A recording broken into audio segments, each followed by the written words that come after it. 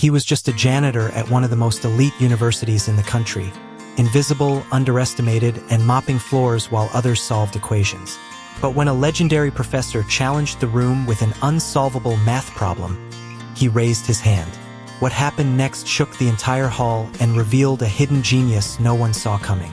The hum of fluorescent lights buzzed above as Milo Reyes wheeled his cleaning cart down the empty corridor of Hamilton Hall. It was almost midnight, and the math department at Columbia University had gone silent, except for the faint scratching of chalk from one of the lecture halls. Milo paused outside room 314. Someone had forgotten to erase the board. He stepped inside, mop in hand. The chalkboard was covered edge to edge with swirling equations and dense notations. Tensor fields, integrals, and something that looked like an unfinished proof. He tilted his head, captivated. It wasn't just scribbles to him. It was music. He set the mop aside and stepped closer. His fingers twitched, aching to hold a piece of chalk. Instead, he pulled a folded paper from his back pocket. His own copy of the problem he'd found printed and discarded in the recycling bin last week. He'd spent every free moment since then trying to understand it. And he was close, so close, to seeing the pattern. His eyes scanned the equation again. "You're breaking symmetry too early," he murmured under his breath, frowning. "That's why it collapses." He didn't notice the door open behind him. "You planning to solve the Graham conjecture with a mop in your hand?" a voice said, dry and amused. Milo turned sharply. A student, no older than him, leaned against the doorway. Tall, sharp jawline, Columbia hoodie half-zipped. He held a cup of coffee like it was a trophy. "Nah," Milo said quickly. "Just cleaning." The student smirked. "You looked like you were about to rewrite quantum theory, bro." Milo forced a laugh, grabbing his mop. "Nah, not my world." "Damn right it's not," the student said, and left without another word. Milo stared at the empty doorframe. His shoulders dropped. He turned back to the board and picked up the eraser. But instead of wiping away the equations, he wrote a small note in the bottom corner. "Symmetry after transformation." Then he erased the rest. That night, back in his tiny basement apartment in the Bronx, Milo opened his battered notebook. Pages curled at the edges, filled with proofs, problems, and ideas. His mother slept in the next room, her oxygen machine hissing with every breath. He glanced at the clock, 2:11 a.m. He had to be back at work by 6, but his eyes flicked back to the equation he'd copied. It haunted him. There was something there, something waiting. He picked up his pencil and started writing. The early spring wind tugged at Milo's hoodie as he made his way across the campus, the morning sun just beginning to spill gold over the ivy-covered facades. His janitor's ID hung from a frayed lanyard around his neck, flipping in the breeze like a flag for a nation no one noticed. He passed students with steaming coffee cups and backpacks filled with $1,000 textbooks. Some gave him a glance. Most didn't. That was fine. It was safer in the background. But today was different. Today was the open symposium. Milo had overheard 2 grad students talking about it in the hallway while he was scrubbing gum off the floor. Dr. Graham's unveiling his new conjecture, supposed to be uncrackable. Even the MIT folks are showing up. That name, Dr. Lucius Graham, sparked something in Milo. He'd watched the man's lectures online for years. Sharp mind, sharper tongue, a legend in the math world, also a known jerk. He'd printed the flyer off the bulletin board in secret, hiding it beneath his jacket as if it were contraband. The event was listed as open to the public, but he knew what that really meant. Not open to him. Still, here he was, standing at the back of Havmar Hall, watching the lecture hall fill. Students buzzed with nervous energy. Laptops clicked. Notebooks flipped open. Milo ducked in and slipped into the farthest row, tucking his mop bucket behind the exit door. His hoodie was zipped to the top. He pulled the drawstring tight around his face and sat like a shadow in the last seat. The room hushed. A tall, silver-haired man in a tailored charcoal suit walked to the front. He moved with the slow confidence of someone who knew everyone was beneath him. "Ladies and gentlemen," he said, eyes scanning the room like a hawk. "Today I'll be presenting a problem that no one in this room, or this country, has yet to solve. His voice carried like a command. His presence practically pushed the oxygen out of the space. Milo leaned forward slightly. "This," Dr. Graham said, turning to the board, "is the Graham conjecture, a hypothesis that, if proven, may change our understanding of quantum encryption." He wrote furiously, loops of notation, Greek letters, complex integrals stacking on top of each other. The room was still. Milo's breath caught. He knew that equation. It had haunted his notebook for weeks. Dr. Graham stepped back. "I welcome questions, if they are meaningful." A few students nervously scribbled. None raised their hands. Milo's pulse drummed in his neck. "You see the mistake, don't you?" His hands stayed in his pockets. "You see the hole." He clenched his jaw, said nothing. Then someone whispered nearby, "Man, even the janitors are showing up for this one." A short ripple of laughter. Milo didn't turn. He stared at the board. The math whispered back. Symmetry after transformation. His heart beat louder now, not with fear, but with fire. Still, he said nothing. Not yet. For the next hour, Milo sat frozen in the back row. Dr. Graham dissected his own conjecture with surgical precision, explaining each segment like a magician unveiling a trick. His tone was smug, his smile tight. He paused often, expecting praise, receiving only silence. As the presentation reached its peak, he circled a section of the equation. "This, my colleagues, is where understanding breaks down. I challenge any of you to find the flaw in logic, if you dare." The audience remained still. A few students exchanged uncertain glances. Milo gripped the edge of his seat. He could see it, right there. The transition Graham made from dimensional tensor mapping to quantum overlap variables. It didn't hold under matrix rotation. It was subtle, almost invisible unless you'd studied the problem long enough. He had. His palms were sweating. His heart pounded. He wanted to raise his hand, but his janitor badge burned against his chest like a brand. What would they say? What would he say? Probably call campus security. Then he thought of his mom, wheezing in the next room last night while he rewrote the solution on the back of an old envelope. He thought of the hours he'd spent alone, unseen, invisible. He looked down at his calloused hands, the ones that cleaned up other people's messes by day and drew constellations of logic by night. And then, he raised his hand. It was slow, tentative, but it rose, 1 inch, then another, into the warm spotlight of the auditorium's silence. Whispers broke the air. Someone laughed, short and derisive.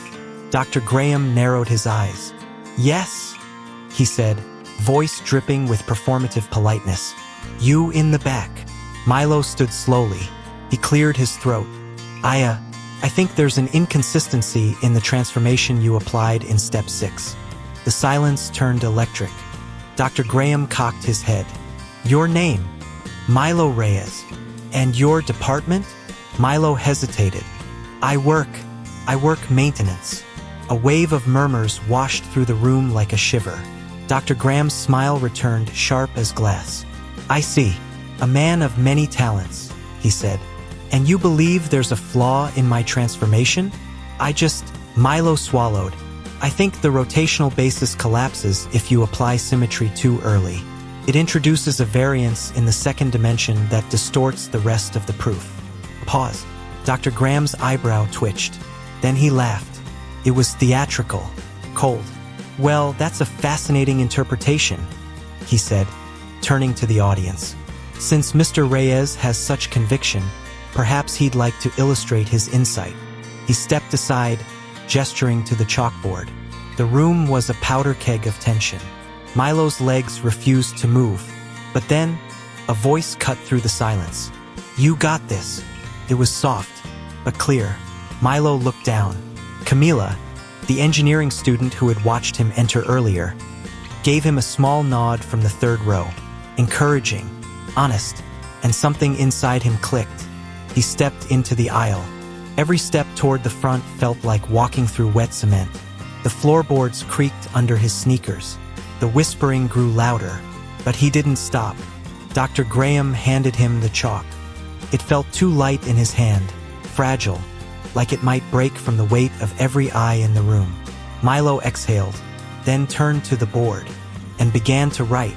The moment the chalk touched the board, Milo felt the world blur. The whispers vanished. The auditorium faded. There was only the rhythm of his hand, the smell of chalk dust, and the equation unraveling before him like a thread he had been tugging on for years. He didn't copy Dr. Graham's work. He rewrote it, clean, direct, one variable at a time. He drew a loop around the transformation in question and marked the exact moment it fractured, the precise line where symmetry should have waited until after rotation. Then, in steady strokes, he restructured the argument from the ground up. His fingers didn't shake now. Behind him, the room had gone quiet, not from boredom, but from breathless disbelief. Camila leaned forward, her brows furrowed not in confusion but fascination. In the front row, Dr. Graham's eyes twitched left and right, scanning each symbol as if trying to catch Milo in a mistake before the next line was drawn. There were none. By the time Milo circled the final term and underlined the last line of logic, the chalk was worn nearly to the nub. He stepped back, fingers white with dust, face flushed. He turned. No one spoke. Dr. Graham approached the board, one hand tucked behind his back, the other hovering near the chalk like a general inspecting a battlefield. He traced a line of Milo's derivation slowly, squinting. "This simplification," Graham muttered, his voice low. It's correct." The room seemed to lean forward. "But," he added sharply, louder now, "any senior student could have eventually spotted this." A few students exchanged uncomfortable looks. Milo said nothing. He didn't need to. It was then that another voice rang out from the back. "That's not a textbook simplification." All heads turned. A woman in her 40s stood near the door, blazer crisp, eyes sharp behind dark-rimmed glasses. She walked down the aisle with quiet authority, a conference badge swinging from her lanyard. Dr. Yvonne Marshall, a senior researcher from MIT. Camila whispered the name like a prayer. Dr. Marshall stopped in front of the board and studied Milo's work. She traced his equations with practiced ease, and her eyes widened, just slightly. "He's not just correcting your logic, Dr. Graham," she said. "He's reframing the dimensional correlation entirely." Graham straightened, defensive. "I wouldn't say reframing. I would," she interrupted, her tone clinical but firm. "This is elegant, original, efficient, and not yet published." She turned to Milo. "What's your background?" Milo's voice caught. I didn't finish high school. My mom got sick. I needed a job." "And you learned this where?" "Online," he said almost apologetically. "Mostly free courses. Some papers I printed out. I like to mess with numbers." Dr. Marshall stared at him for a long moment, then nodded. "You're more than a janitor, Mr. Reyes." The students around him sat stunned, expressions shifting from mockery to quiet awe. Milo stood still, uncertain. His face flushed, but not from shame this time. It was something else. Recognition. Dr. Graham stepped forward, his lips pressed into a line. "Let's move on," he said quickly. "The second part of my conjecture is far more complex. Unsolvable, even. Not exactly YouTube tutorial material." He turned back to the board and began writing a new equation, one that spilled over 3 lines and twisted with symbols not even the front row recognized. The room hushed again, but this time it wasn't Graham they were watching. It was Milo. The new equation loomed large on the blackboard, a web of multidimensional integrals, Greek variables, and quantum notation that looked more like an alien language than mathematics. Milo squinted, his mind instantly scanning for familiar territory. There wasn't much. Graham stepped aside with a smug flourish. "This," he declared, "is an original problem from my upcoming research on quantum encryption theory. I doubt even our best grad students would dare to approach it." His eyes, cold and precise, locked onto Milo. "Still want to try, Mr. Reyes?" he asked, as though tossing a match at a soaked log. Milo didn't move. His instincts screamed at him to sit down, to disappear. He wasn't trained for this. He'd barely passed algebra when he left high school. And now he was standing in a room of future PhDs, facing a professor who had just drawn a trap. But then, he saw it. Not the whole solution, but the first seam in the fabric. A curvature in the symbols. A tension in the structure. It reminded him of something he'd once read, hunched at the back of the campus library on his break. An obscure journal article written by a Japanese mathematician, unreadable to most, but Milo had dog-eared the page and traced the diagrams in pencil for hours. Milo reached for the chalk again. He heard someone gasp. Another voice whispered, "He's actually going for it." Camila leaned forward, her knuckles white as she gripped her pen. Dr. Marshall crossed her arms. Graham stepped back, jaw set. Milo took a breath and began. The first few strokes were slow, uncertain. He paused, backed up, tried again. But as the structure took shape, his pace quickened. He wasn't solving, not yet, but mapping, probing the equation like a traveler in a foreign land, searching for landmarks. He changed a variable, shifted notation, looped back, and tried a different path. 10 minutes passed. No one made a sound. Graham paced behind him, arms folded tightly, lips pressed into a pale slash of irritation. The auditorium, once buzzing with judgment, now sat frozen. Students holding their breath, faculty whispering behind hands. Then Milo stopped. Halfway down the board, he circled a junction in his work. "This," he said quietly, "is the divergence point. It's collapsing the entire lower dimensional structure because of a misaligned assumption about vector independence." Dr. Marshall's eyebrows rose. "That's correct," she murmured. Graham blinked, visibly rattled. Milo turned, still gripping the chalk. "I don't know the rest yet," he admitted. "I don't even know all this notation. But I think if you reduce the constraints at this pivot, the entire equation might stabilize." Graham opened his mouth, then closed it. Dr. Marshall stepped closer to the board and examined the line.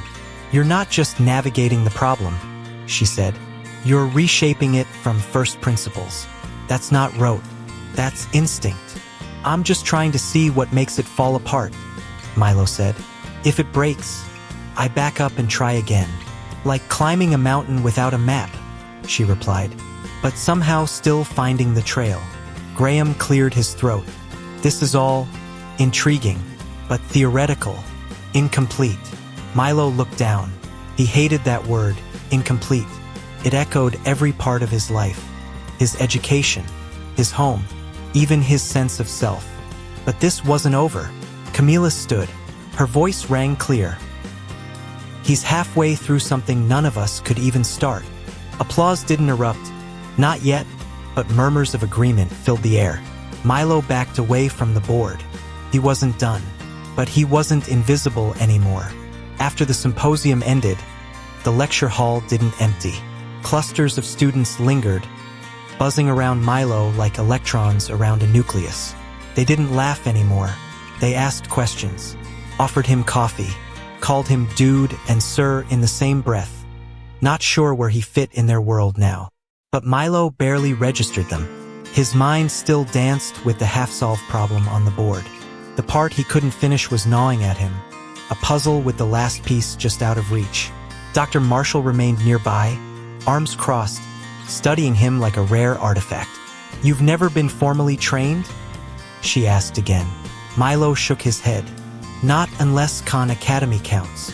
"What about mentorship? Online forums? Private tutoring?" "None of that," he said. "Just late nights, library printers. I read what I can. I try stuff." Dr. Graham had vanished the moment the discussion turned to Milo's intuition. He left the room with clipped steps and a tightly clenched jaw. His ego had taken a direct hit, and the blow had landed in front of a dozen of his own students. Milo didn't care. He was thinking of his mother again, of rent, of the night shift he'd have to return to if he didn't clock in within the hour. Then Dr. Marshall spoke again. "I want to see your notes." Milo blinked. "My notes? Everything you've written. Problems, theories, whatever is in that head of yours. I want to see it on paper." I don't have anything formal. Just a notebook." "Then bring it," she said. "Tomorrow." He hesitated. That notebook was his world, his sanctuary, his whole brain pressed between wrinkled pages and cheap ink. Letting someone look at it felt like stripping naked in a room full of strangers. "I don't know if it's useful," he muttered. "I'll decide that," she replied. Camila walked over then, a spark of excitement in her eyes. "Hey, I know this sounds weird, but that was incredible. I've never seen Dr. Graham get shut down like that. Ever." Milo offered a shy smile. "Thanks. I wasn't trying to embarrass him." "You didn't," she said. "You embarrassed the idea that math belongs to people like him." He glanced down. "I don't know what I'm doing half the time." Camila shrugged. "Neither do the rest of us. We just pretend louder." She paused, then added, "If you want help typing up your notes, I'm pretty good with latex formatting." Milo laughed softly. "That'd be cool." As the crowd thinned, Milo grabbed his hoodie and backpack, the one with the broken zipper and the frayed strap, and slipped out of the hall. The sky had gone orange with sunset. His phone buzzed with a message from his manager. "Where are you?" "Clocked in late again." He sighed. Real life was still waiting.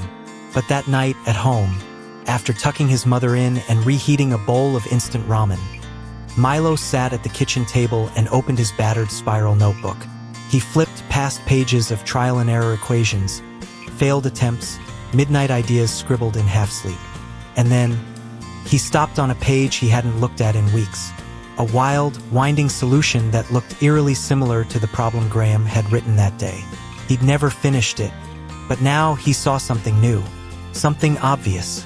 He grabbed a pencil and began to write, this time not just to escape, but to build. Tomorrow, the notebook would leave the shadows with him. The next morning, Milo stood in front of Dr. Marshall's temporary office, clutching his worn notebook to his chest like a shield. He barely slept. Every time he closed his eyes, he saw the equation. Or worse, the faces. Graham's smirk, the wide-eyed stares, Camila's nod. He didn't know which was harder to shake, the pressure of failure or the fear of being seen. He knocked. Dr. Marshall opened the door herself. "Mr. Reyes," she said, stepping aside. "Come in." The office was neat, temporary, probably borrowed from a faculty member on sabbatical. A half-packed suitcase rested in the corner. Her laptop was open, the screen showing a half-drafted email titled Candidate for Independent Research Review. "Sit," she said, gesturing to a chair across from her desk. Milo sat, his knees bouncing slightly. "Well?" she asked gently. He hesitated, then placed the notebook on the desk between them. The cover was bent, stained with a coffee ring. A sticker that once read property of Bronx High School Library had been half-scratched off. She opened it. The pages were chaos. Margins crammed with footnotes, arrows darting between variables, whole problems solved in sideways spaces when he'd run out of lines. Dr. Marshall's brows furrowed. She flipped forward, then again, then slower. Her eyes stopped on a page labeled Partial Symmetry Collapse, Unproven. She stared at it for a long time. "This," she said slowly, "this is original." Milo nodded, unsure if it was a compliment or a diagnosis. She flipped a few more pages, stopping on a loose sketch of a formula. She tilted her head. "This transformation, have you tried applying it to encrypted matrix fields?"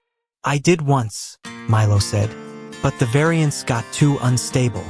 "No, it's not unstable," she muttered, reaching for a notepad. "It's incomplete. You stopped just short of a dampening function." She began scribbling. Milo watched in stunned silence as a world-renowned researcher used his notebook like a foundation. After a few moments, she looked up. "Milo, this is real. These are ideas I haven't seen in published papers yet. Not all of them are polished, but the intuition." She exhaled sharply. "It's extraordinary." He blinked. "So, what does that mean?" "It means," she said, choosing her words carefully, "that we need to talk about your future." She slid her laptop toward him, spinning the screen. There, half-filled, was an application to a special fellowship program. MIT Independent Research Initiative for Non-Traditional Scholars. Milo stared at it. "I don't think I belong at MIT," he whispered. "Why not?" I don't have a degree. I don't even have a GED. I'm not. He gestured at the screen. I'm not that guy. You're exactly that guy, she said, gently but firmly. You've taught yourself mathematics most doctoral students can't touch. You're surviving on minimum wage while cracking problems experts are still debating. You don't need permission to be brilliant. He swallowed hard, throat tight. She leaned back. The question isn't whether you're smart enough. It's whether you're ready to stop hiding. A long silence stretched between them. Then Milo reached forward and tapped the keyboard. Where do I start? 6 months later, the same hall that once held Milo Reyes as a ghost in the back row now pulsed with quiet anticipation. But this time, his name was on the projector screen. Guest lecture Milo Reyes. Reimagining symmetry in quantum fields. The lights dimmed. He stood at the front, clean-shaven, dressed in a button-down and dark jeans. The hoodie was gone. So was the mop bucket. His voice, once hesitant, now rang with quiet command as he faced an audience full of students, faculty, and visiting researchers. Some of you might know me from a strange day last semester, he began, earning a few chuckles. I wasn't supposed to be here. In fact, that day, I was technically on the clock. Light laughter rolled across the room. But math doesn't care where you came from. It doesn't check your ID. If you see the pattern, you see it. He turned to the board and wrote the same transformation Dr. Graham had once challenged him with. But this time, he didn't stop at the halfway point. He went further, showed how the dampening function Dr. Marshall mentioned had been built into a new model, one that was now the subject of a forthcoming paper co-authored with researchers from MIT and Columbia. As he explained the logic, he paused and looked at a young woman in the second row, a freshman who hadn't taken her eyes off him since the talk began. She looked like he used to, quiet, unsure, sitting small. Raise your hand when something doesn't make sense, he said, directing it to her but letting it echo across the room. That's how I got here. Don't be afraid to be the only one asking. The question you're scared to ask might be the one no one else understands. A professor in the front row nodded. A student in the back wiped her glasses and began to take notes again. When the session ended, applause thundered through the lecture hall. Not polite or formal, but genuine. Standing, sustained, Milo stepped back, stunned. Camila met him by the exit, beaming. Told you you belong. I'm still not sure I do, he admitted. You belong because you're not sure, she said. The ones who think they deserve everything never ask the right questions. Outside, the sun was starting to dip again. Just like the day it all began. He checked his phone. A text from his mom. Proud of you, Mijo. Watched the live stream. You looked handsome. Another text followed. Lily from Community Center says her brother wants to learn math. I told her you'd say yes. Milo smiled. As he walked through campus, students passed by, some waving, some stopping to thank him. No one looked through him anymore. He wasn't the janitor with a notebook now. He was a mathematician with a voice. And maybe, just maybe, the proof he'd needed all along wasn't for an equation. It was for himself. In the quiet of his new apartment just off Massachusetts Avenue, Milo Reyes sat by the window as the first snow of winter dusted the city. His desk was no longer a folding table in the kitchen, but a sturdy slab of maple beside a shelf packed with real textbooks, some of which now bore his name on the cover. The notebook, though the original one, the battered spiral-bound relic, still sat at the center of his desk, open to the page that had started it all. Not because he needed it anymore, but because it reminded him where brilliance is born. Not from status or schooling or suits, but from persistence. From late nights and relentless questions.